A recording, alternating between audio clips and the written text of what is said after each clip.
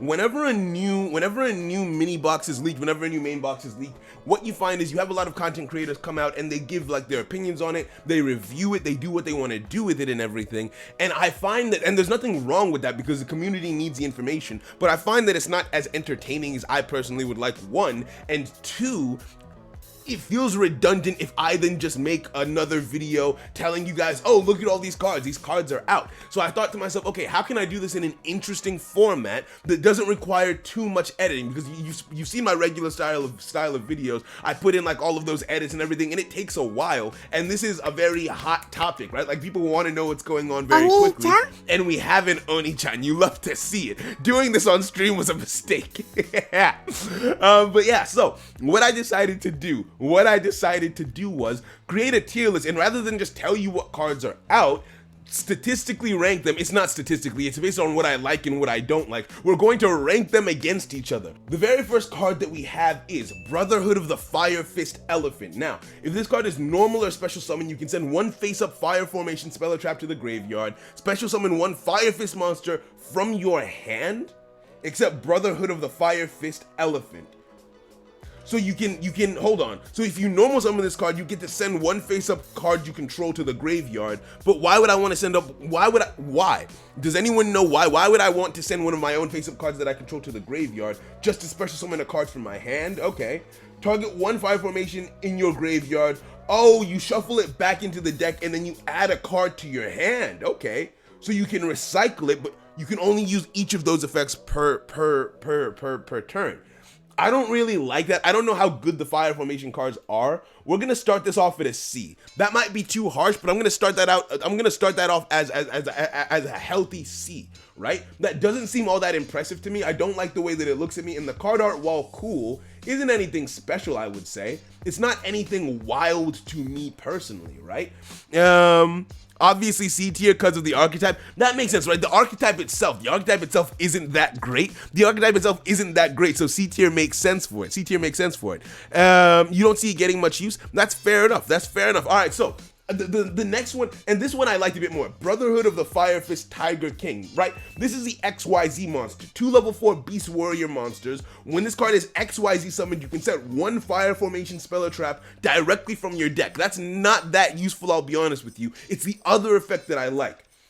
Once per turn, detach one material from this card and negate the effects of all face-up effect monsters except for Beast Warrior monsters that are currently on the field. So it's like a Witchcrafter Madame Veer, but it's not for just that turn. It permanently negates the effects of all of the monsters currently on the field except for Beast Warriors. Oh wait, no, it's until the end of your opponent's next turn, might be, right? Until the end of your opponent's next turn, when this card is sent from the field to the graveyard, send 3 fire formation spells and traps you control to the graveyard and special summon 2 level 4 or lower Beast Warrior monsters with the same attack from your deck. Now, I think that that's an S tier card, I'll be honest with you. S or A, I agree with you. S or A makes perfect sense to me. Trap hole, S tier, stay away from me, Sandio. Yeah. A tier, negate, oh, but see, here's the thing, why, this is my personal tier list, right? This is my personal tier list, and why I like this card. I might not play it, it just sounds so interesting with the Bujins, bro. Imagine this thing along with Bujente Susano. So Bujente Susano can still use all of its effects, but the opponents can't. And let's say you maybe created a fire formation hybrid, because I'm going to be using Tenki with my Bujins, and I already use fire formation Gyoku, which means that I might actually be able to have a situation where its secondary effect also works. So that just sounds kind of fire to me, I'll be honest with you. I'm thinking, because I'm not 100% sure, so I'm gonna put it in A tier for now. We might move it up. Negate all go burn. You love to see it. A tier because of the current meta. These are, okay, fair enough, right? Because of the current meta, that makes sense, because it's not the easiest thing in the world to get out, that's fair. And the second aspect that needs to be considered is also the fact that I don't know how many cards on the field that you would want to just negate the effects of, right? Because for instance, let's say there's a Photon Strike Bouncer. Well, wouldn't the Photon Strike Bouncer just negate your effect of negating its effect, right? Other than Photon Strike Bouncer, I can't think of any other cards on the field whose effects you would want to negate. A Dragon Spirit of White or Blue Eye Spirit Dragon would just chain its own effect to your effect. So actually, come to think of it, it's actually starting to sound a little bit worse in my opinion. I feel like that's a healthy spot for it. Up next, we have Dark Ruler No More. Now, I've heard a lot of hype about this. Negate the effects of all face-up monsters your opponent currently controls. So it's a negate all, but just for, it's like I heard someone describe it. It's like a Hatronade, but for monsters, basically. Also, for the rest of this turn, after this card resolves, your opponent can take no damage. So you can negate all their effects, but they don't take any damage this turn. Neither player can activate cards or effects in response to this. So this card cannot be stopped. Now, Initially, I thought that this card was mid, I'll be honest with you. I thought that this card was mid. But then, the reason why it ascended in my opinion is Nick pointed out to me that it doesn't have a cost. I thought you had to discard a card. I thought you had to discard one to be able to activate this effect. You agree, right? It's just a free negate all. And that's wild to me. That's wild to me.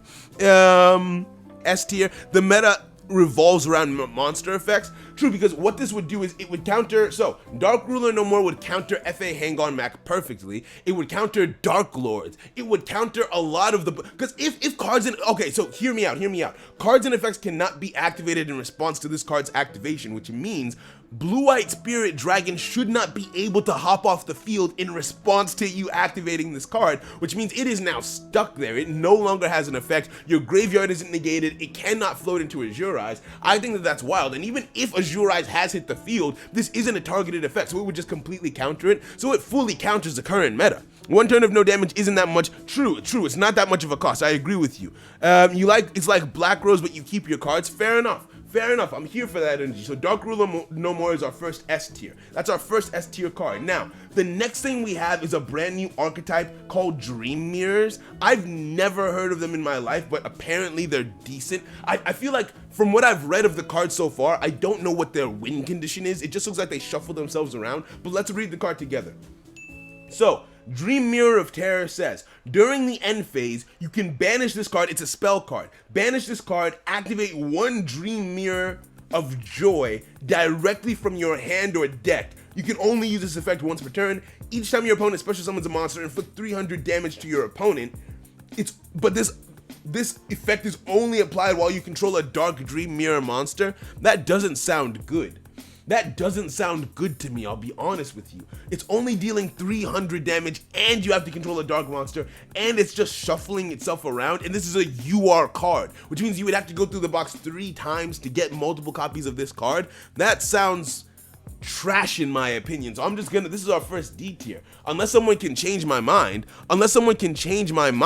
right? Up next is Grapha Dragon Lord of Dark World, right? Grapha Dragon Lord of Dark World. You can special summon this card from your graveyard by returning one Dark World monster, so it's a Dark World card, of course, to the hand, except, okay, if this card is discarded to the graveyard by a card effect, target one card your opponent controls, destroy it. Then, if this card was discarded from your hand to the graveyard by an opponent's card effect, look at one random card in your opponent's hand, and special summon it to your side of the field? Okay, I was about to say that sounds mid. At first, the effect sounded kind of mid to me, I'll be honest with you. It didn't sound wild, but let's say your opponent has a Blue Eyes in their hand. Let's say your opponent is holding a Blue Eyes, so let's say they're holding an Eggshell or just something wild. Not only do you get to see what's in their hand, not only do you get to yoink a card from their hand, but not only does it not go back to their deck or their graveyard, it's yours now. That's wild to me. I love that. I absolutely love that. The only problem is I'm poor, so I can't afford a Dark World deck.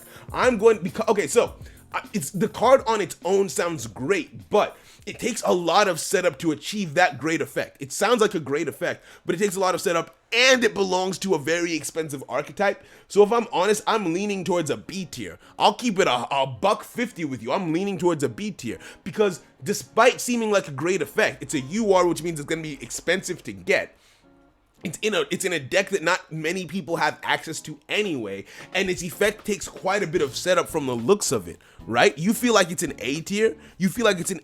Alright. Okay, true. Fire Fists are expensive too, and I did give Fire Fists a decent tier. Alright, let's put you in A. Because I like the cut of your gym. Next is one that I actually quite like. I quite like this next one, right? Heroic Champion Excalibur. It takes 2 level 4 monsters to make this card. Now, once per turn, detach 2 XYZ materials from this card. Its attack becomes double its original attack until your opponent's next end phase. I think that this is just a good generic card for warriors. It's 4k damage on the field for just the cost of 2 monsters. It's exact lethal. So if you're able to clear your opponent's field, this is a free OTK. If your opponent has no backrow and you get rid of their monsters, a free OTK. It beats over Blue Eyes, it beats over Dark Lords, it beats over everything. Well, I mean, the meta will change. The meta will change after the ban list hits and everything, but it just seems like a good generic card. It's not, and also it's not perfectly generic. You're not going to see it everywhere because it takes 2 level 4 warrior monsters specifically, which I think is good balancing, right? So I think it's just strong support for warrior decks. I love the card art. I love this card art so much. I feel like that's an S tier. No protect effect, C tier. Excalibur, F tier, D tier. Hey yo, I thought he had so much sauce. Really? Really? Okay, can I level with you and say C that? Because hold on. Okay, I'm getting a lot of different opinions. There's a lot of different opinions on what Excalibur is, right? I thought he was S tier because of the cut of his jib, 1, and 2, that just sounded like a really good effect. But you are right in saying that he has no protection. That is true, but like, hey, Trunade, so you don't need it that much. I'll level with you and give a B. Some people said D, I said S, and then we had everything in between. So let's be fair and give him a B. Let's put him in the middle, right? Wow, Excalibur is F tier. That's wild. You don't care because there's no F tier. It's so bad. It seems like a filler. I thought it was good though. It looks so cool. It has great card artwork though. The card artwork is a big thing to me personally. Like, even if your effect is garbage, if I think you have sauce, I'm still going to play with you, right? So let's give Excalibur a B tier, right? Let's give him B tier just so we can all be happy. He's in the middle. He's in the middle, right? Excalibur, easy B, fair enough. All right, so Excalibur is B tier. Let's move on to the next card then. Let's move on to the next card. Up next, we have Ikelos, the Dream Mirror Sprite. Now, another Dream Mirror card. So that means this archetype already, it's a brand new archetype and it has 2 URs. It has 2 URs, and from what I've seen, it's not doing anything crazy. It's not doing anything wild, right? It doesn't feel wild to me. If this card is special summoned by the effect of a Dream Mirror monster, add 1 Dream Mirror card from your deck to your hand. Okay, so you get the +1, but only if it's special summoned by one of its other monster's effects.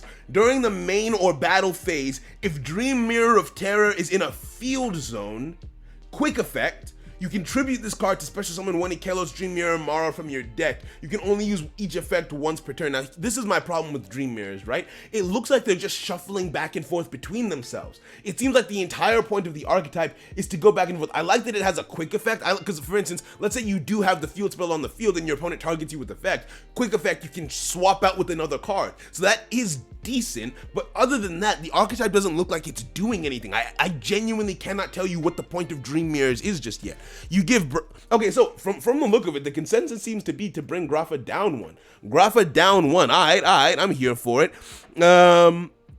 Grapha, while it's a good card and a solid beat stick, we already have so many counters for it to be as good. I see, so it's not as good as it would have been in the TCG. Fair enough. I'm glad that we have TCG players in here for that insight and for that input. I appreciate you.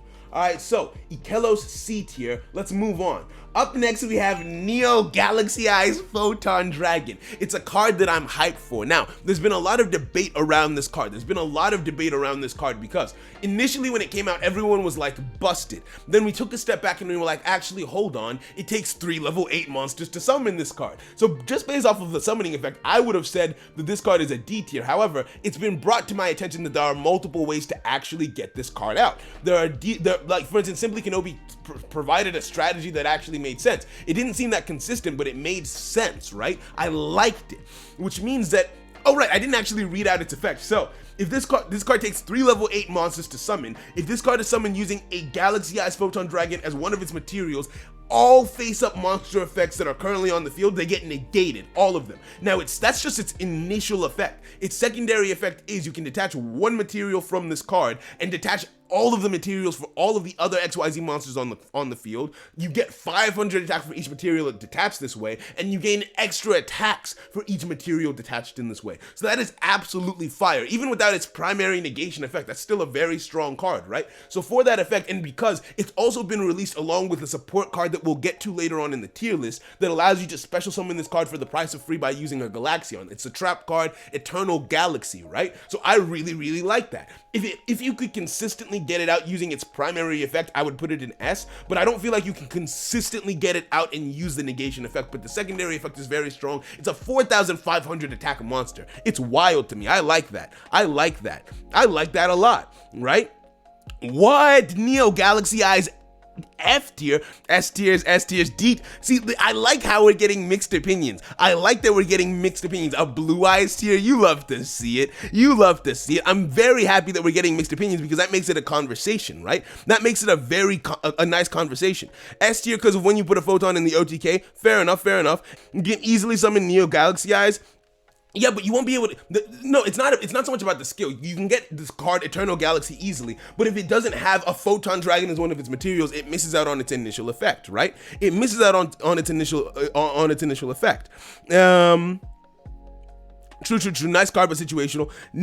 Cypher thinks Neo Galaxy Eyes is a D or C at best. Jeez. Same thing, Lord God, D or C tier. Neo Galaxy Eyes, you say is too expensive to, okay, so, if I'm understanding, because it takes 3 level 8 monsters, it's too expensive to summon, so it wouldn't be worth it. But if you use the trap card, right? You have the skill Galaxy Eyes, Photon, or whatever it is, which allows you to trade out monsters to get trap cards, right? So let's say you trade out a monster and get the trap card instead, right? So you're running the trap card at 3, you're running the Photon Stream Destruction at 3, right? So you're able to get whichever one you want. You can make the dragon for the price of free, basically, because you use Galaxion's effect in order to get a Photon Galaxy Eyes on the field. Galaxion has no more overlay units. You use Eternal Galaxy in order to rank up on top of Galaxion and get the monster on the field, right? So I think that it can be summoned relatively easily in that instance. It also makes it so that, let's say Galaxion is targeted for an effect. Let's say you're up against Lunalights or something. You can switch him out, right? You switch out Galaxion into your stronger dragon, and I think that makes it A tier because it has an A tier effect, even if it's hard to summon. So I put it at A tier. And yeah, it's super, it's easy, what's it called? It's easy to get rid of, but I feel like it has a strong enough effect. So how do I put it? With its secondary effect, because it basically negates all XYZ monsters. Think about it like this. Your opponent has gone turn 1, you're going turn 2. If this card hits, or rather, since you're getting it out with the trap card, it's a turn 4 situation. But let's say you're up against, I don't even know what you're up against. This card can just get rid of any XYZ monster. Any XYZ monster that's a problem, get rid of the materials and boost up your attack. It has the same attack as Neo Blue Eyes, right? Which is, I think that's decent. I like that. I like that a lot. You love this? I'm having fun with it too. In order to summon it consistently, you're going to have to tailor the deck around it. I feel like photons should be retailored, in my opinion, right? Because, well, from what I've seen, they can be played in a non-linear way. I've seen Simply do it. I've seen Sam do it. But personally, I play from my base impressions of photons. They're a very linear deck. This gives them a little bit of extension, right? After Galaxion has used its effect, it's not useless anymore. You can use it to rank up into a stronger monster. I feel like that's nice. If you rank up Galaxion, then it doesn't have Photon Dragon as material. It doesn't have Photon Dragon as material, which means it's not negating all face-up monsters. However, it still has its activated effect. So that its activated effect is still possible, whereby you detach one material and detach all of the XYZ materials of all other XYZ monsters on the field. Not to mention it hits the field at 4,500 attack. It gains extra attacks for each material detached in this way, and it gains 500 attack for each material detached in this way. I think that's an A tier, you guys. This is what I'm willing to fight on. Initially, I thought S tier, then I thought C tier, but based on how I've reasoned how it's probably going to be played, I would put that in A tier, right? The next card up is an equip spell card, UA Powered Jersey, right? You can equip this to a UA monster. It gains 1,000 attack. That's a decent boost, and 1,000 defense. Also, if it battles an opponent's monster during any battle damage it inflicts to your opponent is doubled, right? If the equipped monster destroys a monster by its attack, it can make a second attack, okay? During your standby phase, banish the equipped monster. All right, fair enough. If this card is sent to the graveyard because of the equipped monster returned to the hand, return this card. So this card floats as well. I like that. UAs aren't very prevalent right now, but based on that effect alone, I would have put that in A tier, right? In any other archetype, that would have been an A tier card. Because think about what UAs do, right? Think about what UAs do. They're already all about going back to the hand I think they do it in the main phase, actually, not in the battle phase, if I'm not mistaken. But I believe that there's at least one of them that probably has the ability to go back to the hand in the battle phase, right? So you get 1,000 extra attack, you double the battle damage. So thinking about it, let's say you have 1,800. This is just a guess. In fact, no, there's a UA card that negates your opponent's effects when it attacks, right? That card has 2,300 attack. You equip this card to that card, it has 3,000 attack, 3,300. Now imagine a situation where it attacks a monster with, let's say, an average 1,500 attack. You have just done over 3k damage and you get to attack again. That is disgusting. That is disgusting and I love it. That feels like an A tier effect in my opinion. That feels like an A tier effect in my opinion. I'm not gonna lie to you. I won't hold you on that one, right? I won't hold you on that one. See, here's the thing. If I make hydrate redeemable, you guys will spam it, but I keep on forgetting to drink water. But that being said, when you drink water and you needed it like badly, that hits different. That hits different. And that water it was delicious. I don't know if you saw my face when I drank it, but I was the happiest I've been in a long time. I'll be honest with you. I'll keep it $1.50 with you. Yeah, B tier, it relies on combat and that is easily bad in any meta, but it would OTK in Duel Links. See, in any other meta, this card might not be crazy, right? But in Duel Links specifically, negate, because what do Triamids do? Triamids are a strong rogue deck, and they have the ability to negate your opponent's effects when Triamid monster does battle. The UAs have that same monster, and they're getting this boosted attack, and they get a double attack, and they're doing double the damage through battle, and they get, I think that's wild. That's basically what Triamids are doing, but better. And Triamids are a strong rogue deck. I feel like that's an A tier. Change my mind. UA isn't consistent at all. You legit bank on drawing poly. Jesus Christ. I feel like UAs are okay. I never played them because it didn't seem worth it to invest in them, but I felt like they were decent at least. They have some drip on them as well. I love the card art. Okay, see, here's the thing. It's archetype specific. It's not generic support that anyone can use, but the specific archetype in question gains such a benefit from this card that I think it makes it worth it. I'll be honest with you. I think it makes it worth it to run the card in the archetype. I feel like this card will make UAs somewhat relevant. I feel like, at least on ladder, I feel like we're gonna start seeing UAs. UAs will definitely be king of games worthy with this, and that to me is enough to make it A tier. Right? I quite like that effect. So the next card on the list is, this is a ritual card, right? Brotherhood of the Fire Fist, Eland. First of all, Eland, stupid name, no sauce on his fit. Moving on, you can ritual summon this card with one fire formation Dome, which means you need a specific card to ritual summon it. You can discard one monster, you have to discard a monster, set one fire formation spell or trap directly from your deck or graveyard, which is decent. When your opponent activates a monster effect, you can send one face-up Fire Fist or fire formation you control to the graveyard, except this one, and negate it. You can only use each effect once per turn. Okay, so I know I was just hating on this card, but I like it. I think that's a C tier. Card, right? That effect is fire, because from what I've read of the fire formation cards, they're very good at moving cards around. They're getting cards in the graveyard, on the field. So this card will always have some resource to be able to use, because it's a spell trap or a monster card, right? So it'll always have something to use for its effect. Also, my voice cracked just then. I don't know if you heard it. What was that sound? I don't know what that sound is. What just happened? What just happened? What was that sound? I don't know what, huh? Something was just redeemed. Someone just did something, and I'm grateful for it. I don't hear that. What I do is, because I'm not looking at my overlay, Lockwood donated $6.94. Thank you so much for the donation. I love you, bro. I love you, right? I don't usually, because I don't look, most of you who have been watching me for a while will know, I'm not looking at my stream overlay while I'm talking. I'm looking at the tier list just like you guys. So what I've had to do is I've memorized my sound alerts. I give every interaction a unique sound effect. That way when it happens, it's fun for you guys, but also it helps me to know what's just happened, and then I can look over at this and know who's done what, right? But if I don't hear a sound alert often, I don't always know. Thank you so much for the donation. I appreciate you. C tier at best. Okay. Wait, Gon says I don't need the ritual spell, but it says you can ritual summon this card with Fire Formation Dome. Does that not mean that you need the ritual spell Dome in order to summon it? Or is it that it can be used, any card can summon it, but it specifically prefers Dome? That seems weird to me, right? That effect sounds nice. The ability to negate cards is nice, but just by virtue of being a ritual cards aren't very good in my opinion. They're not very good. Right? Because it's not like if I draw the card, awesome, cool. I can't use it. It's a brick. And if I draw the ritual, then I have to draw the ritual card as well and have monsters to tribute for the ritual summon. On top of that, let's say I draw the ritual card and I don't draw the card itself. You can't use a ritual card to summon the monster from the deck. Both of those cards have to be in your hand, and that's very inconsistent in my opinion. So it would be a B tier, I would say B tier if it wasn't a ritual card. It's a C tier because it's a ritual card. It's the you can ritual summon this card using Dome. So it's not limited to Dome, it's just you can use Dome. Fair enough. All right, that makes sense. It's searchable though. You think both of, so within the archetype, both of them are searchable.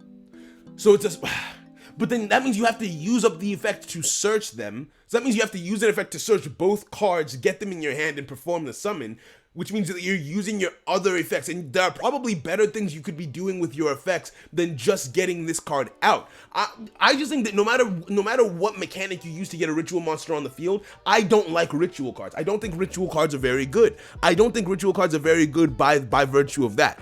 For example, Megalith can ritual summon any monster in the game. Exactly, right? Megaliths are a lot better at ritual summoning. That's why Megaliths are the only ritual archetype that is relevant. Vendreads are kind of, because of how they do their rituals as well. But Fire Fist to me doesn't seem like it's built around ritual summoning being a good mechanic. I can see XYZ summoning working well for them and synchro summoning working well for them, but not rituals. I'll be honest with you, right? The next card up is Charge into a Dark World. Target one level 4 Fiend monster in your graveyard, special summon it, then discard one Fiend monster. You can only activate one charge into a Dark World per turn. Now, Dark Worlds aren't that relevant right now, and Dark Worlds are expensive, which means the archetype that this card is limited to is an expensive archetype. However, I know for a fact that Dark Lords love being sent to the graveyard, and this card has no cost. All you're doing is summoning a monster from the graveyard. In fact, that you could say that is the cost. So the cost is a benefit. Get a monster from the graveyard, and then you get to just. In other decks, discarding a card might be a cost, but in Dark Worlds, they want their monsters to be in the graveyard. So even though it's specific to its one archetype, it's a great card for the archetype, I think. But that being said, the archetype that it's great for isn't the most relevant. I'm thinking that that's a B tier. I'm thinking that it goes alongside Grapha in B tier, in my opinion, right? I think so, right? You think it's busted? You can discard Grapha. Oh, hold on. See, here's the thing. Within its own archetype, that sounds disgusting. Within its own archetype, that does sound kind of disgusting. And the UA card is also there because of what it does within its own archetype. Fair enough. I'm willing to give that an A tier. I'm willing to give that an A tier then, right? I'm willing to give that an A tier. Up next, I think we're in the SRs now. I don't know when we crossed into the boundary of the SRs, but I'm pretty sure we're in the SRs now. Up next is Eternal Galaxy. I'm gonna keep it a $1.50 with you. That's an A tier in my opinion.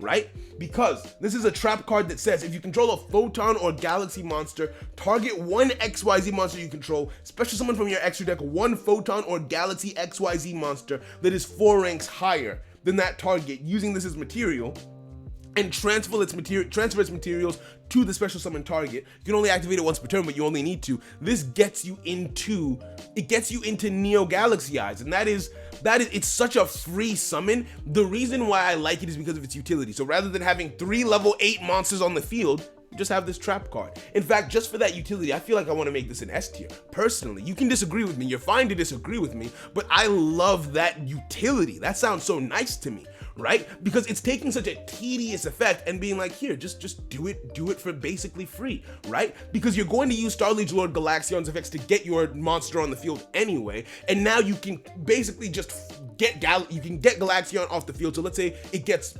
targeted or something, you get rid of it and summon a better monster instead. That's wild to me. That photon support is wild to me, in my opinion. Gon disagrees with me completely. That's fair enough. That's fair enough. We finally have a turn 1 play. You love to see it. Let us know. See, it's a trap card, so it's slow, and there's so much out there that straight out says no. But see, here's my reasoning. Here's my counter argument to that. I think that the fact that it's slow is actually better, and let me tell you why.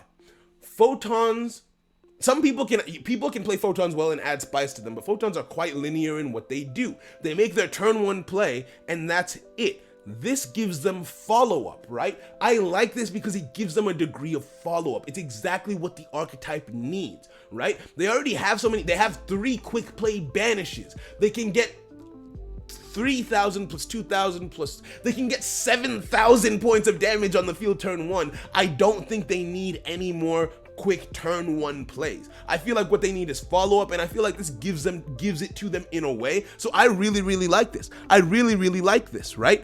You're basically, think about it. Imagine if Blue Eyes could flip a trap card and get 4,500 points of damage on the field, just for the price of free, basically, because they've already used up both of the overlay units on Galaxion, so it's basically just a useless card. So for the price of free, 4,500 points of damage, and the ability to remove all of the XYZ materials on any XYZ monster on the field, gain more attack when you do that, and attack multiple times for the price of 1 trap card. That's beautiful to me. That's beautiful to me. I like that. I like that a lot. So we move on. We move on to the next card. I think Eternal Galaxy is S tier. Feel free to disagree, but I love it. Up next, this is an S tier for the price of free. Fire Formation Tenki. Right? It's a spell card. You know what it is. You know what it does. You know it's going in S tier. Don't at me, kid. Don't at me, right? When this card is activated, add 1 level 4 or lower. So not just limited to level 4. 1 level 4 or lower Beast Warrior monster from your deck to your hand. All of your Warrior monsters gain 100 attack. You get a monster for free. You're boosting your, Lunalights are happy, Boojins are happy, Gladiator Beasts are happy, right? This is just a powerful search card. You can now run Boojin Yamato at 6 basically. Run 3 Boojin Yamato, 3 of this. The Boojins do not brick as easily now. Imagine 3 of this with 2 Ties of the Brethren, right? So you activate one of this, let's say you open on this, you open on this, 2 beast monsters and the Ties of the Brethren. Activate this, get a Mikazuchi or something in your hand, put it on the field, Ties of the Brethren, you're good to go. You're good to go. Not to mention, it probably does quite well within its own archetype. This is a good generic card that also supports its archetype strongly. I'm gonna put this at the top of S tier. In my personal opinion, actually no, second in S tier. In my personal opinion, it's wild to me. It's wild to me how good that is. Honestly, that's an S plus. Honestly, Tenki S tier. Tenki S tier. Tenki is a solid A tier. You think so? I think that Tenki. I don't. Depending on how well the decks that use it do, Tenki might end up on a ban list. Honestly, it's that good. Imagine a 6 or no, I didn't even think about Fire Kings, bro. Fire King. Okay, this is a problem. This is a problem because I now need to get I have to spend money. I don't have a choice, right? Boojin's Lunalights didn't need more help. Yes, they did. This could make Boojins a competitive road that like fully put them on the map in terms of a tier list. What I'm gonna do is when this card comes out, I'm actually gonna spend money. I'm gonna spend money to get at least 2 copies of Tenki and enter a tournament with the Boojins immediately and try and place with them, right? And see how well I do. Ties of the Brethren, mate, Tensu, you love to see it. Tenki is a mistake? Tenki is a mistake? Tenki is a mistake? What do you mean? Oh, you mean it was a mistake for them to give it to us? Yes, you are correct. Lunalight support, your credit card is gonna activate. You love to see it. Oh, that water is delicious, bro. That water is delicious. Anyway, so right? So I think Tenki is a solid A tier. I love the way it looks at me. It's gonna be good in so many decks. The Beast Warriors are coming for those top tier slots, and I love it. Lunalights, Fire Kings were already doing so good. Fire Kings were on the tier list like 2 or 3 weeks ago, right? And now they get even more support. Bro, they're wilding. They're wilding. So Tenki, it's looking beautiful. It's looking beautiful, right? Up next we have full armored Black Ray Lancer, XYZ monster, it takes 3 level 4 water monsters, right? Now, this was already in the game by the way of a skill, but it's a skill that no one uses, which to me already says that this card must not be anything special, but I'll read it with you now. You can summon this card by using a rank 3 water monster you control that has no XYZ materials as... Okay, so you have to have a rank 3 water monster that has no materials. So that means it has to have used all of its effects already. Fair enough. This card gains 200 attack for each XYZ material, but if it ranks up on top of a monster that had no materials and it's only got 2,300 attack, okay. If this card would be destroyed, you can detach all of its XYZ materials instead. If this card destroys an opponent's monster by battle, you can target one spell trap your opponent controls and destroy it. Yeah, that's staying in D tier. I'm sorry. Full armored Black Ray Lancer is staying in D tier. That is garbage because it can't be destroyed. No. It can't be destroyed once because it has to remove all of its XYZ materials, right? So once it can't be destroyed, but it can be karma cut. It's not protected from targeting effects, right? The fact that it's not destroyed doesn't save you. In fact, that just makes an OTK for Lunalights more viable. You've helped them. And then it can destroy a spell or trap if it manages to make an attack. However, that spell or trap will probably be activated before the battle phase or during the battle phase to prevent the attack. That's garbage. That's hot garbage in my opinion. Honestly. Let's keep it moving, right? This card is D tier. If I had an F tier, in fact, I'm gonna make an F tier just for this card. I'm gonna make it, I'm lazy, never mind, I'm not gonna do that. Anyway, and it takes 3 level 4 monsters. Why would you make this when you can make an Abyss Dweller? When you can make I forgot the name, damn it. The one with the pointers, you know what I mean, right? Hope Woven, you can make Hope Woven instead. This is just a waste of resources for a garbage effect. That's actually disgusting how they gave us that and they thought it would make us happy. Okay, on to the next card. The next card is Heroic Challenger, right? The Heroic Challenger, I thought it was just one card, but apparently it's an archetype, right? So this is a monster, level 4. If your opponent controls a monster and you control no monsters, you can special summon this card from your hand. If this card attacks a defense position monster, it does piercing damage. When this card inflicts damage to your opponent, add 1 heroic card from your deck to your hand. That's not great, that's not terrible, right? It's a free special summon, it's a free body on the field, which is nice. It does piercing damage, but it only has 1800 attack, so that's not wild, but it also searches a card out if it does damage, right? But quite frankly, if I'm using this card, I'm using it for the special summon so I can make a rank 4 XCs really easily. So I think this card helps rank 4 XC summons, but it doesn't give any effects to the XCs monster that it summons, and its other effect is only really good in a Heroic Challenger deck, which is, I'm thinking to give this a B for the special summon, and the potential for it to work as just XYZ spam effectively. No main phase 2. Wait, is this a main phase 2 effect? Huh? When this card inflicts damage to your opponent, you can add 1 heroic card from your deck to your... No, this card doesn't require the main phase 2, I don't think. But yeah, we don't have a main phase 2, so that's true. So it's trash? Right, because the card that you add to your hand, isn't useful until your next turn. It's not useful until your next turn because... Okay, yeah, no. So even but here's the thing, I'm putting it in B tier not for its secondary effect. Even if the secondary effect, even if we had a main phase 2, I still wouldn't like the secondary effect because it's only useful within its own archetype. I like it for the XYZ spam. When I read this card, all I see is XYZ spam, XYZ spam, XYZ spam, and I love that, right? I love that free special summon. So that's why I put it in B. However, that only works if your opponent controls a monster and you don't. So it's actually my least favorite type of XYZ spam because it doesn't work going first. So I'm gonna bring it down to C. You've made a good point. Point taken. I agree. I concur, good friend. You love to see it. Up next we have another SR, I believe. Ikelos, the Dream Mirror Mara. That's a stupid name.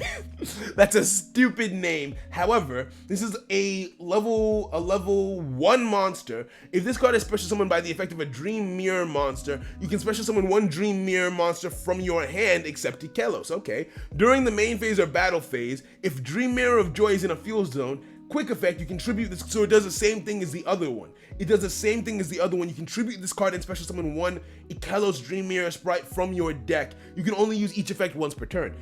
Now, for that quick play, again, this archetype seems kind of trash to me. For that quick play effect on your opponent's turn, that quick play shuffle, I'm willing to give it C tier rather than D tier, but that doesn't sound that fire to me, I'll be honest with you. That doesn't sound that fire to me. I'll keep it $150. You get 3 months, huh?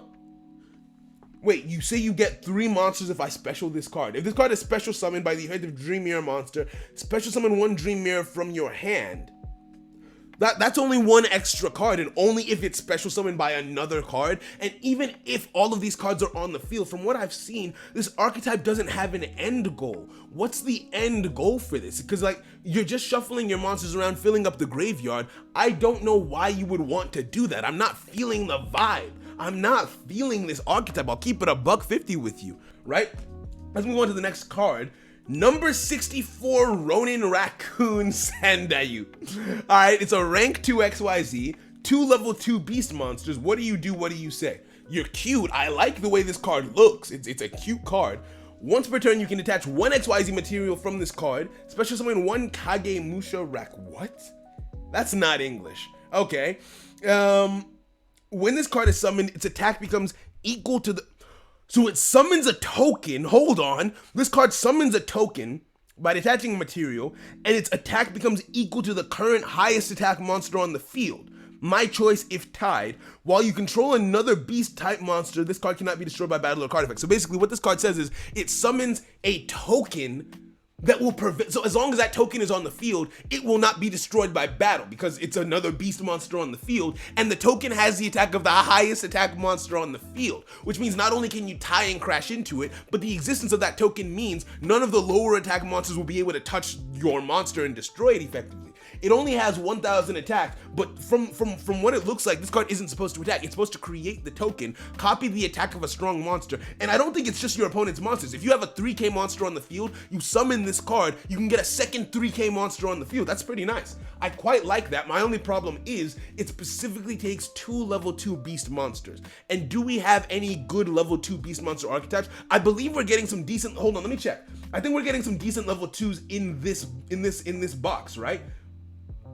Yeah, we're getting Baby Raccoon. Okay, we're getting the baby cards, Baby Raccoon, PONPOKO, and everything. So that might be fun. That looks like a fun card to me. I actually quite like that effect. It's interesting. It's different. I quite enjoy it. I'm gonna put that in. That feels like a. Because it takes 2 level 2s, I want to say B tier. The effect alone, I would say, is A tier, I'll be honest with you. And I think I'm going to give that A tier. I kind of want to give that A tier. I really, really like that effect. I really, really like that effect. Cypher says B tier, possibly A tier, so you agree with me. Community Pool says best card, you love to see it. Summons 3 monsters for free, basically. It's A tier, so I'm here for it then. I'm here for it, effectively. This is a really, right, because it has 2 materials, so it can do it twice. It can do it twice. No, I love this card. That's an A tier. That's an A tier. I'm feeling that. I really like this card, and it's adorable. It's adorable.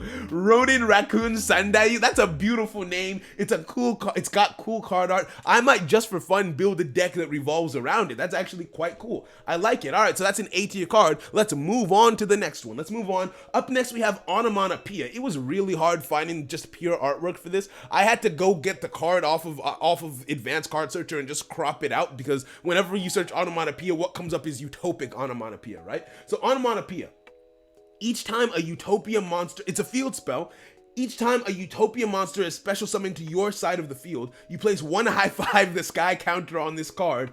All monsters you control gain 200 attack and defense for each high five the sky counter on this card. That's not crazy. Once per turn, remove 2 high five the sky counters on this card and special summon a Zubaba Gagaga. Jesus Christ, who designed these cards? 1 Zubaba Gagaga Go Go Go or Do monster from your deck. That's a free special summon, which is nice, but it's a counter card. And the problem with the card that uses counters is those counters can, if it gets removed, you get no effect basically. If this card gets Cosmic Cycle, let's say you get two, let's say you manage to, because it says 2 Utopia monsters, right? I don't know if Utopic Onomatopoeia will trigger that effect, but I'm assuming they expect you to summon it with, they expect you to use Utopia, like the actual Utopia card. So let's say you use Utopia and then rank up into number 37, that's enough counters actually. So in one turn you can get enough counters to use this card's effect, and you could special summon a monster from your deck to make another XYZ play actually. That's not as bad as I thought initially. I still think it's not great, but because of that potential, because if you rank up on the same turn, so that's 2 Utopia monsters in one turn, you get to special summon a monster from your deck. And let's say you special summon a monster with the ability to special summon a card, like let's say you get a Zubababa monster, right? Let's say you get Zubababa Bancho Gagaga Coat. These names are ridiculous, but let's say you get that card and there's a monster in your graveyard, boom, that's a free level 4 XYZ summon. So this card basically gets you a free level 4 XYZ summon on turn 1, which I kind of like. Not enough for it to be B tier. I kind of like that in C tier. Do I like that enough for B tier actually? I feel like I like that enough for B tier. What do you guys think? Cypher says D tier. Okay, so just by virtue of that, I don't think he can go in B tier. I guess C tier is a fair place to put this. That's fair enough. I was leaning towards a low B, but I think maybe I'll give it like a mid. I'll give it a high C. I'll give it a high C, right? Rather than a low C, right? Because everything, I want it to be in order of how much I like it. I'm gonna give this a high A actually, a mid A. I'll give this a mid A. Yeah, everything else is in the correct order, I think. I think everything else is in relatively the correct order. That should go there. The Dream Mirror cards are mid at best, right? So, that's good. Let's move on to the next card. This is number 19, Trap Hole. The original Floodgate. I don't even know if this was the first Trap Hole to ever come out, but when your opponent normal or flip summons monsters with 1,000 or more attack, target that monster, destroy it. Now, I think this card is trash.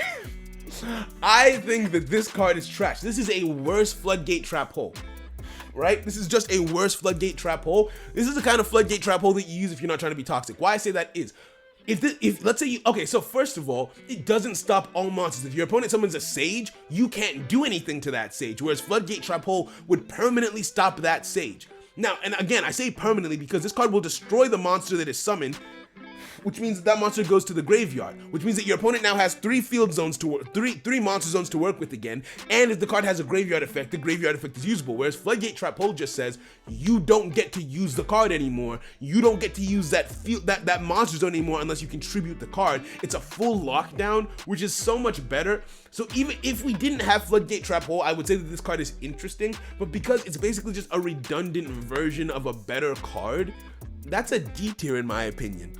That's a D. Yeah, you guys, okay, you agree, D tier, right? It's just a worse version of a great card that we already have. So it's literally pointless. Trap Hole is C tier with potential to go up to B. Really?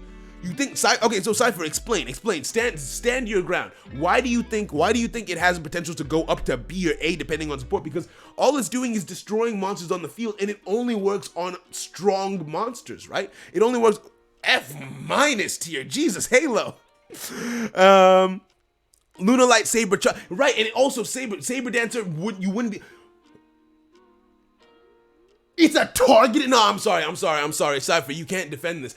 I didn't even it's a targeted effect. Floodgate Trap Hole works because it's not targeted, right? You can deal with the Saber Dancer. You can deal with untargetable cards. You could deal with Cockadus using this, right? With Floodgate Trap Hole. Not only does this not, that means it's not you have to target the monster, so it doesn't even work on monsters that can't be targeted.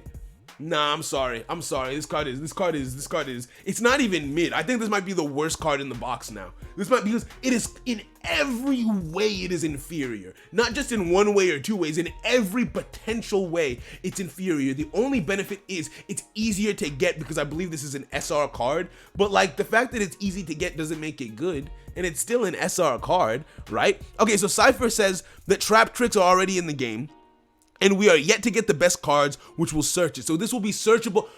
Okay, so it will be searchable with Trap Tricks. Okay, you're basing your judgment on the fact we already have a Floodgate, so I'm being objectively unbiased. But see, here's my counter to you. Here's what I would say is a counter to you. If I were to look at these cards on a standalone basis, then that wouldn't be a wholesome look at the card, right? Because not only do you look at the card, but you look at the card in the meta, right? Because the card it's not going to exist on its own. It's going to exist within the meta, so I have to consider it within the world that it will be existing, and this card will exist in a meta where it is inferior to a better card, right?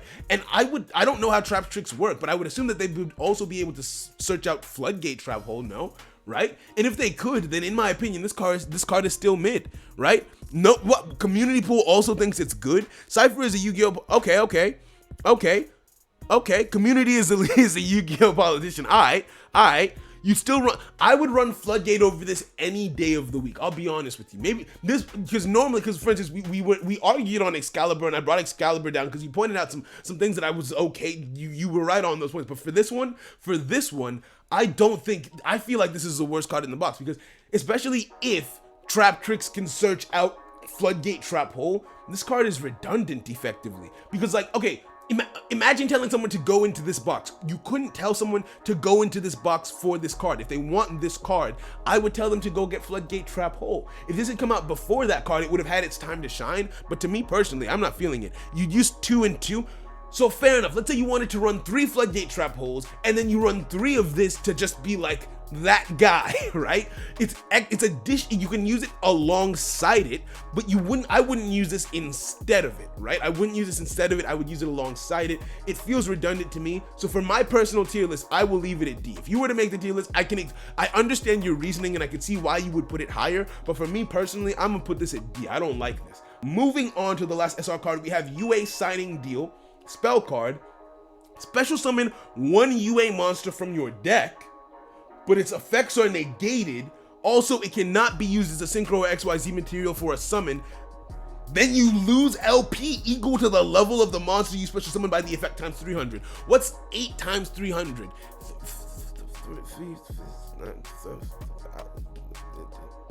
20. You could lose 2,400 life points off of this. And that means if you've been hit once, if your opponent has attacked you once, that means this card is redundant, right? Because if you have less life points than you need for the summon, you can only activate 1 per turn. I mean, that's interesting. It's a search card. It special summons from the deck. So already it has to be at least a C tier, because it's special summoning from the deck. It's got a wild requirement and it negates. So that means you can't use this for like Synchro spam or XYZ spam. However, even if the card on the field's effect is negated, all you need to do is bounce it back to the hand using the other UA cards, special summon a different card, and you're good to go, right? So I feel like that's a B tier. I would put it higher if not for the life point cost, honestly, and the other restrictions. I feel like that's a B tier. You guys. Wait, what did you just say? Cypher, you're a genius. I think this is an A tier card. Low A. Let me tell you why. Cypher just said it best. This is Destiny Draw UA. But if you get killed on the turn, because Destiny Draw only works in your standby phase, so you activate this card, your opponent gets to go, and if you live, then you get to use Destiny Draw, which is really, really good. And you don't have to do the full 2,400. You could summon a level 4, and that would only be 1,200. That would only be 1,200, right? That's not, but then it wouldn't trigger Destiny Draw. So you have to take a big risk to get a big reward. But not only are you taking a big risk, but you're getting a decent monster on the field. I kind of like that. Actually. Hold on. It triggers D-Draw, Destiny Draw UAs. That's what Community Pool says it too. Yeah, you guys think alike. I like that. So it has a lot of limitations on it. However, but no. But hold on.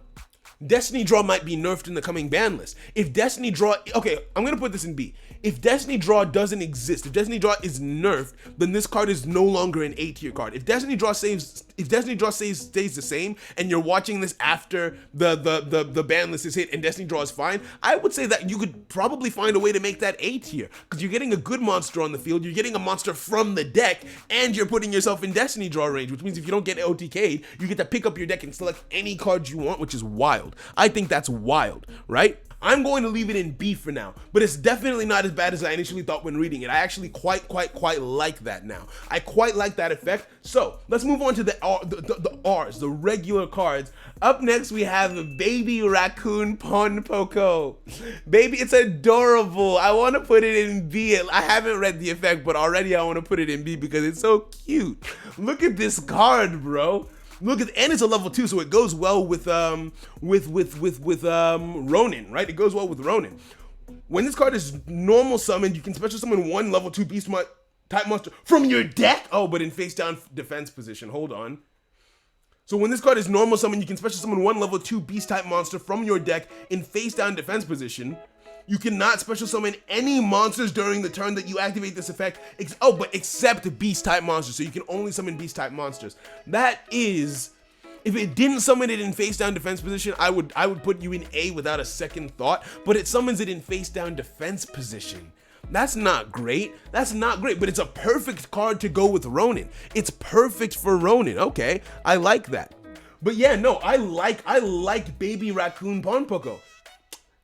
I like Baby Raccoon PONPOKO. We're putting him in A tier. Look at him. Look at his little face. Look at his little raccoon eyes. He's adorable. He's adorable. Okay. So, that was a completely biased opinion. It's not based on the effect of the card whatsoever. Sue me, right? This is my tier list. Make your own tier list. Okay, so, up next, we have another Baby Raccoon, you guys. You can't judge me.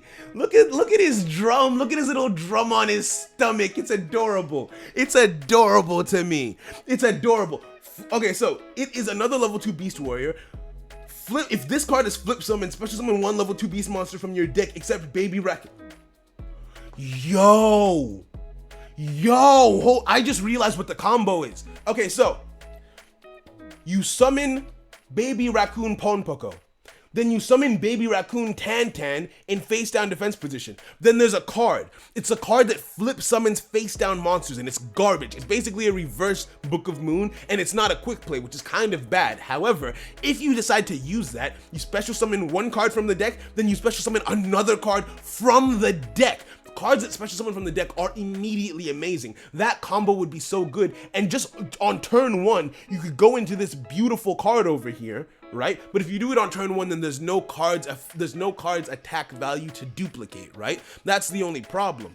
That's the only problem. But it's very good at spamming, so it's a very spammy level 2 card. I like that. I like that combo. I really like that combo. You disagree with the you disagree. You think it should be S tier? You love to see it. Now, if Raccoon's got a similar line in the TCG, you would argue for PONPOKO. See, here's the thing. The fact that anyone even said it, I thought that I was being ridiculous for wanting PONPOKO to be S tier. I don't care what PONPOKO's effect is. Listen to it. Its name is PONPOKO. It's beautiful to me. So PONPOKO is S tier. I don't care. I just like PONPOKO because it's spammy and it's beautiful. I like Tantan, but Tantan needs to be flip summoned to activate its effect. Ooh, Tantan needs to be flip summoned to activate its effect. Aish, which means if you don't open that card that flip summons your card for the price of free, Tantan is kind of slow. So Tantan will be a high B. Tantan, I proclaim you a high B, okay? Tantan is a high B. I like that. I like that a lot, okay? Besides, we have a lot of support that would help raccoons in Duel Links, okay? And by the way, they have one of the best cards in the game that's in a very old box. I don't know what it is. Tell me and maybe I'll shift my consideration. Let's move on to the next. Let's move on to the next card, right? The next rare card is Brotherhood of the Fire Fist Cardinal, right? Level 4 XYZ card, right? It takes 2 level 4 Fire Fist monsters to summon this boy. You can detach 2 materials from this card, target 2 Detach 2 materials, so it can only do this once. Target 2 Fire Fist Fire Formation cards in your graveyard, and/or face-up field, and 2 cards in your opponent's graveyard, and shuffle them all into the deck. Ooh, okay. You can only use this effect once per turn. You can only use this effect once ever because you have to use up, okay, so you have to use up both of its materials, which isn't very good. However, that's Graveyard Disruption, which I really like. Graveyard Disruption is really nice. and you're recycling your own resources. You're recycling your opponent's resources, but you're messing up their graveyard a little bit. And I like things that mess up. If you're trying to be happy and I can stop you from doing that, that sounds nice to me. That sounds like a low B in my opinion for its archetype. Oh, it's 2 level 4 Fire Fist monsters. No, it's limited. That limitation means it can only be used within its own archetype, which is fine, fair enough, decent, I guess. But like, I was thinking of using it in the Bujins because I'm going to be using Fire Formation Tenki and Fire Formation Gyoku, which means that I could still use the effect, but it only works in a Fire Fist deck, which I don't like as much. I don't like that as much, right? Obedient Schooled? What is Obedient Schooled? That's the second time I've heard that mentioned. Obedience Schooled Yu-Gi-Oh, right? Let's look it up. Obedient Schooled. Okay, so what this card says is, if you control no monsters, special summon. This is in Duel Links? If you control no monsters, special summon 3 level 2 or lower beast effect monsters with different names from your deck, but their effects are negated. They don't need their effects, you just special summoned them. Also, they are destroyed during the end phase. That doesn't matter, we're using them. For the rest of the turn after this card resolves, you cannot special summon monsters except beasts. That would have been a restriction in place anyway. Okay, we're going, no. S tier. I proclaim it. S tier. I'm sorry. No. Yeah, no, that shouldn't be allowed. That shouldn't be a thing. Okay, so that's a happy change that we've made. That's a happy change that we've made. You love to see it. Obedient Schooled. Okay, yeah, that is ridiculous. That is absolutely ridiculous. No restrictions. That's wild to me. Okay, so this is beautiful. This is an S. That's an S tier strategy now. I need to go find Obedience. Please tell me it's not a UR or an SR. I'm gonna go back for it regardless. But I want to play this deck. I want to play with PONPOKO. Let's go.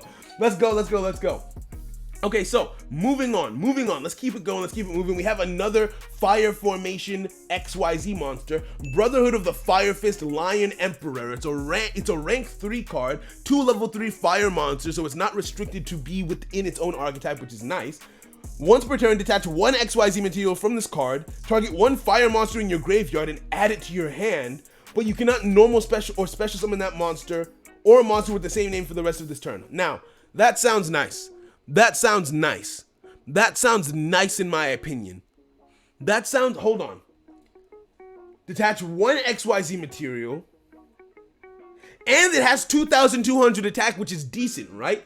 So you can get a monster back in your, you can get one of the materials back in your hand, potentially, because it takes 2 level 3 fire monsters. That sounds decent. I'm gonna give that a low B. I can't, because it wouldn't be useful in a Fire Formation deck. I don't think you would use that in Fire Formation, but I think that in like that regular, like the fire deck that uses Axel, I think that could be fun. I think that could be an interesting strategy, so I'm gonna put that at a low B. Right? Okay, so you love to see it. I'm gonna put that at a low B, and we're gonna move on. So next we have, there's a lot of Fire Formation cards. Brotherhood of the Fire Fist Ram. It's a level 3 monster. When this card is normal summoned, you can discard 1 card. Okay, that's fine, I guess. Then target 1 Fire Formation spell trap you control. Set 1 Fire Formation with a different name directly from your deck. That's nice. If this card is special summoned, set 1 Fire Formation. I like that. I like that a lot. I'm gonna give that a low A. I'm going to give that a low A because, quite frankly, even though it only works within its own archetype, that sounds like a lot, because basically this card is summoned, it gets you, and you can send a card to the graveyard, which they might be able to use for their advantage. You get to set another card from your deck. That means you're searching from the deck, and then it has another effect. Yeah, when it's special summon, you get to set a card directly from the deck as well. That's really good in my opinion. I'm gonna give that right. You could set Tenki directly from the deck and then activate. Nah. That's a low A. Because I'm putting it low A because Fire Fist might not be used that heavily, but within its own archetype, it provides a great degree of support. So I think that's good. So you could double search with this. Because you set Tenki, search any card, then you use its other effect to search out another card. Yeah, no, this card is a mid-A actually, because within its own archetype, it's Wildin. Within its own archetype, it's actually Wildin, and it's only a rare, which means it's super easy to get. Nah, high A, I say on to you. That's an A+. just for within its own archetype. In general, it's useless, but within its own archetype, that's pretty fire. That's pretty fire. So next we have another Dream Mirror card, and I'm gonna be honest with you, I'm tired of reading the Dream Mirror cards. They've all disappointed me. I'm just gonna put it straight in D. I'm not going to read this card. I refuse. I refuse to read this card. I choose ignorance. I choose ignorance. What's up next? What's up next? We're moving on. Fire Formation Dome. Okay, Fire Formation Dome. When this card is activated, you can rituals. This is the card that can be used to special summon the ritual one. Okay, when this card is activated, ritual summon one Beast Warrior ritual monster from your hand. Right. So it's a regular ritual spell. Cool. You can use this effective Fire Formation Dome once per turn. See, here's the thing, it's a ritual spell, so just by virtue of being a ritual spell, it's not great, but it's a ritual spell with another effect. It has the effect that if this face-up card is sent to the field spell and trap zone to the graveyard, target a Fire Fist monster in your graveyard and special summon it, and we've read so many Fire Fist cards already that have the ability to summon, to send cards from the field to the graveyard. So this is just this is 2 free special summons. I'm going to give that a mid B. I'm giving that a mid B because if I forget the ritual effect, I don't view this as a ritual card. In my opinion, ritual summoning is too inconsistent to be relied on. But by virtue of the fact that it gives you a free special summon if used with another card, it has the potential to give you 2 special summons, and I love that. So we're gonna put that at mid B. Because it needs another card to send it to the graveyard, so I'm gonna give that a low B. A low B for that one. But I like that. I like that a lot, right? Bro, have you seen the ritual spell, it continues? You know, it's a continuous, it's a continuous spell. Which means that, no, I still don't like it. It's a continuous spell, which means that you put it on the field and it stays there, right? But like, if you draw it without having drawn the monster, it was still a brick in the first place. So it's good that the only saving grace that it has is the ability to be able to special summon another monster when it's sent to the graveyard. And if you manage to get the ritual card in your hand, then it's useful. So that means it's not, where the ritual card on its own would be a brick, but this on its own isn't a complete brick. It has some saving grace, so I give it a low B. Right? Gaga Shield. A trap card. Target one spellcaster monster you control. Equip this card to that target twice per turn. It cannot be destroyed by battle or card effects. That's garbage. I mean, the nice thing is it's not limited to onomats, but it can't be destroyed by battle or card effects twice per turn. It's taking up one of your, that means it's an equip trap. It's taking up one of your spell zones, right? That is, I mean, I'm gonna put it above Floodgate Trap Hole because it's not completely redundant, but just use Hollowed Life Barrier. Just use Hollowed Life Barrier so you can't be destroyed, so all of your monsters can't be destroyed. Or just use, what else? There are so many effects that like are better effectively. There's just a lot of effects that are better than this for preventing destruction, right? Can't be destroyed by battle or card effects. That's not wild to me. That is not wild to me, I'll be honest with you. Okay, so let's move on. Up next, we have Heroic Champion Kusanagi, a rank 4 XYZ monster with 2,500 attack. Now, 3 level 4 warrior. So not only is it specifies you need 3 level 4s, but they all have to be warriors. Once per, this effect had better be fire. Once per turn during either player's turn, when a trap card is activated, detach 1 XYZ material from this card and negate it, and if you do, destroy it, and then this card gains 5. Oh, that's kind of nice. That's kind of nice, but that's a hefty cost. That is a hefty cost. You basically get to negate 3 trap cards, right?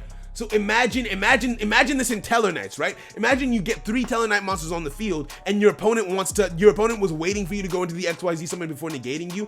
You get to negate all of their traps, and then you gain 500 attack. So by negating 1 trap card, this card automatically has 3,500 attack, right? It has no protection though. However, it has no protection from monster effects and spell effects, but you can't be Karma Cut, you won't be Raigeki Broken, you won't be Floodgate Trap Hold. The only thing is it's very resource intensive. If it didn't require as many monsters as it did, I might put this at a mid-A. But it's a rare card. It's very easy to get. I want to give this a low A, you guys. I want to give this a low A because yeah,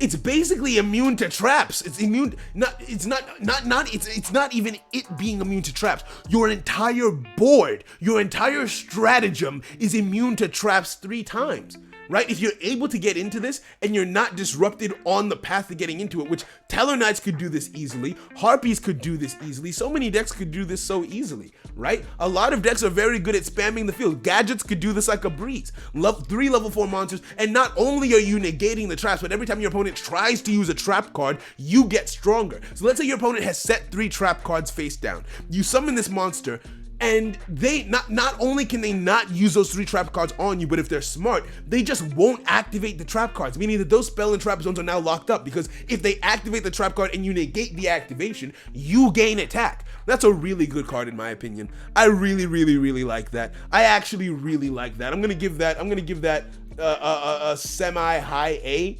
But it's Warrior Monster exclusive. Okay, so Harpies couldn't use it. It's Harpies and Gadgets couldn't use it, but Teller Knights could. So I'm gonna give it a low A because of that. I got carried away. I forgot about the requirement for the summon. They have to be Warrior monsters. So 3 level 4 Warriors, Teller Knights could do it. I like that. I like that a lot. It's expensive, but a good effect. That makes sense. Yeah, if it was 2 level 4s, that would be an S tier card. That would be an S tier card, right? You're learning a lot of Yu-Gi-Oh right now. Hey, you love to see it, Prince James. I'm glad. I'm very glad. Facts, hydrate, thank you. I appreciate you.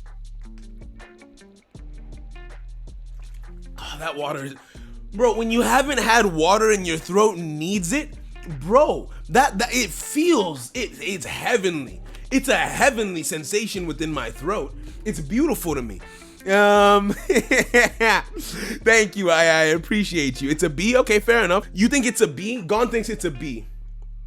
I'm willing to give this a high B. I'm gonna put this at the top of B just because of the if it wasn't restricted to warrior monsters, or if it was 2 monsters instead of 3, I would any day of the week give that an A or an S. But because it's restricted to warrior monsters and it takes 3 monsters, I'm gonna give it a and it can't be ranked up into because it's a level 4 ranked XYZ, and we don't have any cards that would let you rank into it easily.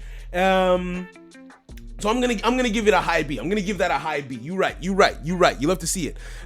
Keep going. This is cool. I'm glad. I'm very glad you're enjoying it. On to number 30. We have Jesus. What?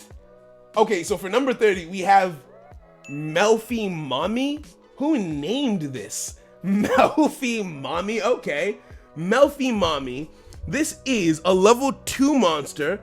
And it's a beast monster. Okay, so that means it can be used with all of these cards and Obedient Schooled. So before I read the effect, this card has to be a B tier at least. Its name makes me feel confused. That's a weird name, but regardless, let's see what it says. It's got 1000 attack and defense, so it's just like Ronin. Once per turn, it has a quick effect. All right, so it goes up 1 just off of that. So this card gains effect. Okay, so quick effect, you attach 1 beast monster from your hand or field to this card as material. So you're gaining more materials. I wish it said graveyard as well. If it said graveyard as well, I would love that. I would really love that if it said graveyard as well, but that's okay.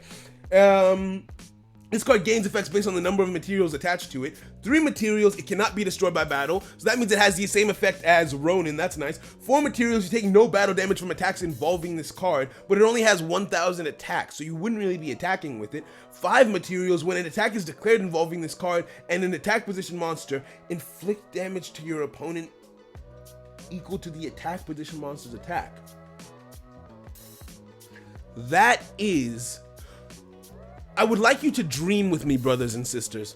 I would like you to dream with me, brothers and sisters.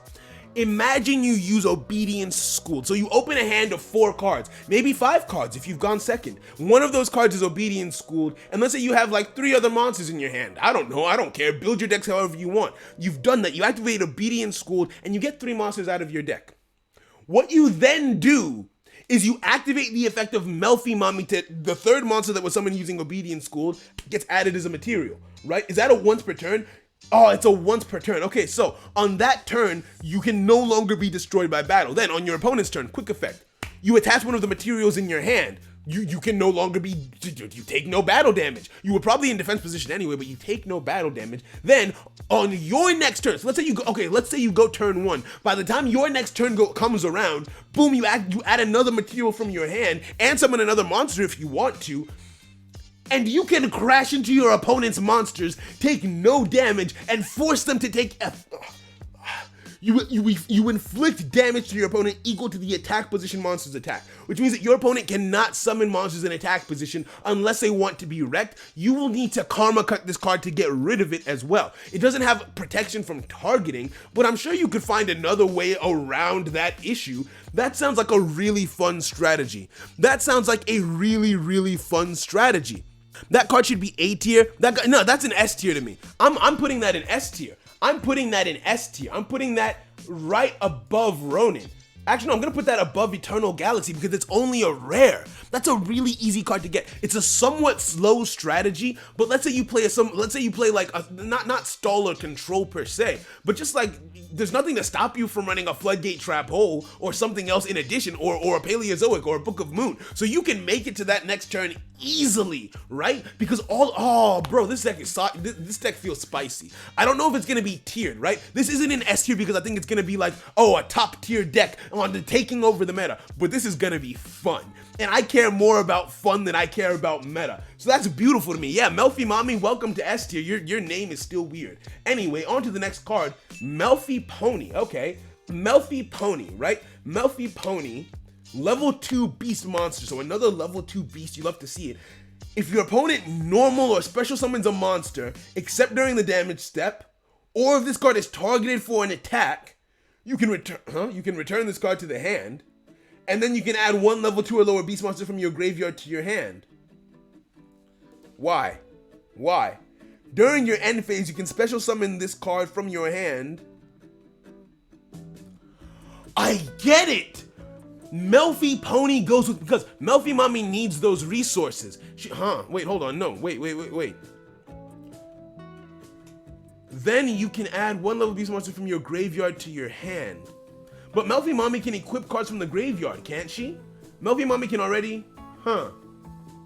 No, Melfi Mami can't equip cards from the graveyard. So Melfi Pony will get cards from the graveyard for Melfi Mami. That way she can use them as materials. It's basically making it so that you're not wasting your draw phase on getting more cards. You can do other things. You can use other effects.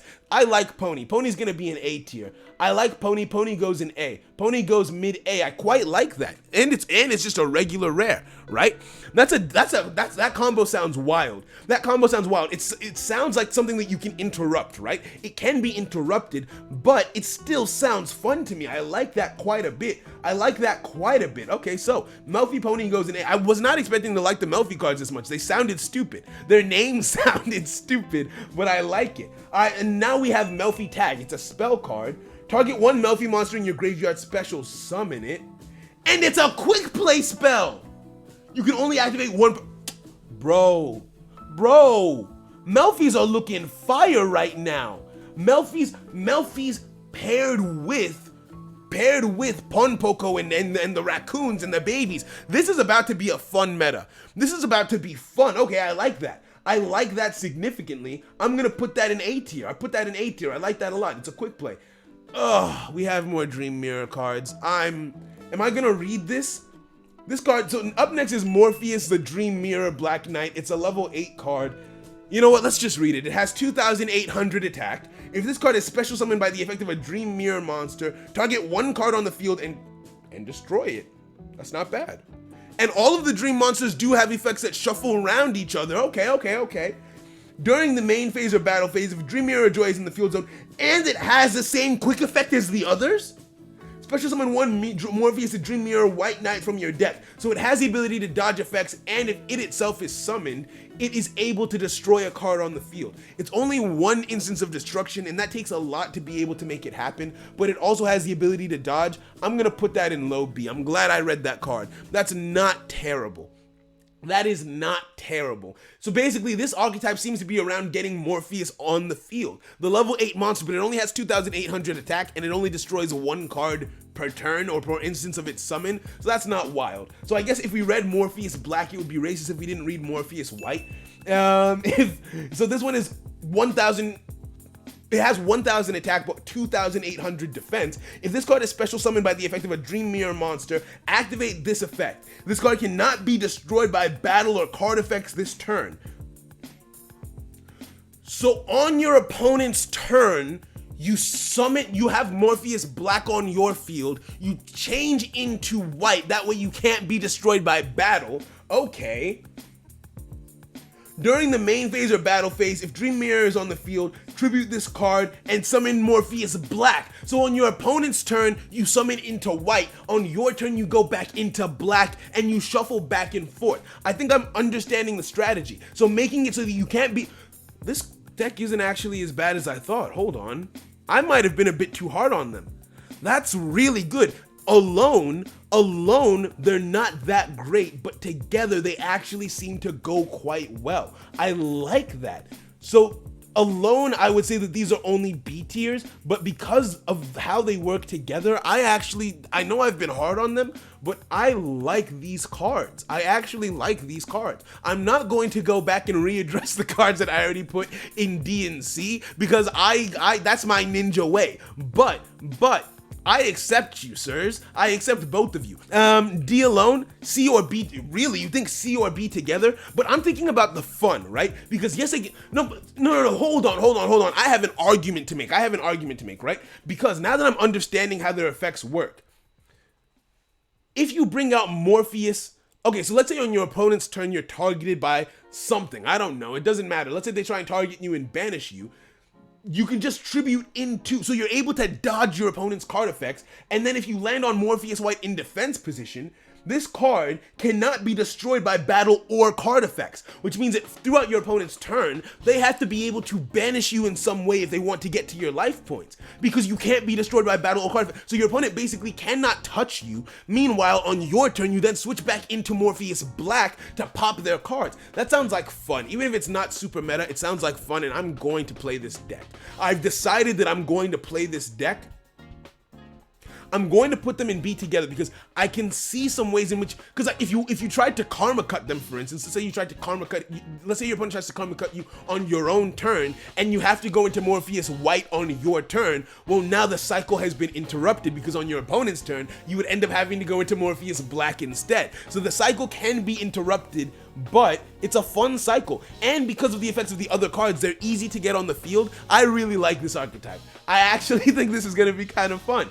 They don't have like a big overall boss monster strategy, but it looks like you're gonna be able to get into a rank 8 relatively easily, so maybe you can get a non-archetypal boss monster, right? That could be fun.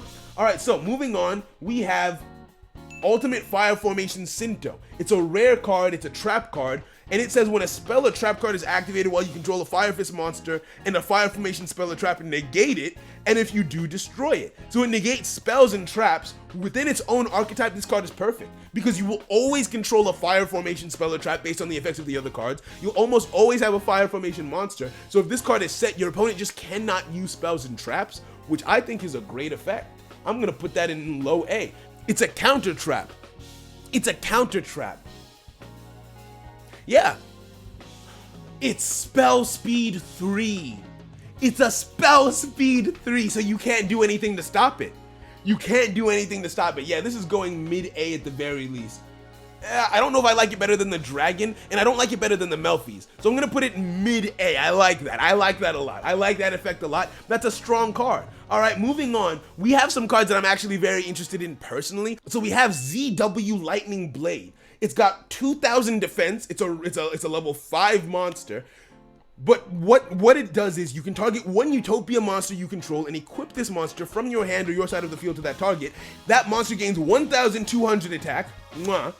While this card is equipped to the monster, face-up ZW cards you control can, while this card is equipped to a monster, face-up ZW cards you control cannot be destroyed by your opponent's card effects. If a monster equipped with this card will be targeted, if a monster equipped with this card would be destroyed by a card effect, destroy this card instead, which means that it's targeted and untargeted. That's some decent protection, and it gives you an attack boost. I like the idea of the ZW cards making the Utopia archetype better, right? The only problem, and because they're activatable from the hand, right, which is really, really nice.